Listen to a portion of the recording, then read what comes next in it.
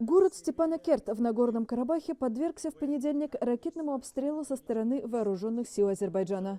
Об этом заявило Министерство обороны Армении. Общественная телекомпания Нагорного Карабаха «Арцах ТВ» в воскресенье показала кадры, как сообщается, последствий массивного обстрела в столице непризнанной республики. Военное ведомство Азербайджана, в свою очередь, в понедельник сообщило об обстреле ряда своих городов, в том числе Бейлагана, Барды и Тертера. Военные также утверждают, что зафиксировали пуск ракет по Азербайджану со стартовых позиций в Джермукском, Гафанском и Бердском районах Армении. За первую неделю эскалации конфликта в регионе как минимум 18 жителей Нагорного Карабаха убиты и более 90 ранены, сообщило агентство РИА Новости со ссылкой на официального представителя региона.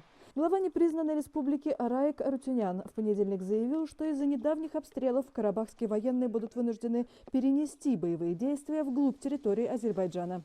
Накануне президент Азербайджана Ильхам Алиев выступил с телеобращением, потребовав от Еревана отозвать свою армию из региона.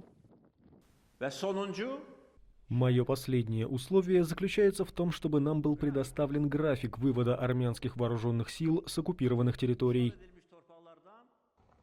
Ситуация в Нагорном Карабахе обострилась 27 сентября. На спорной территории идут бои.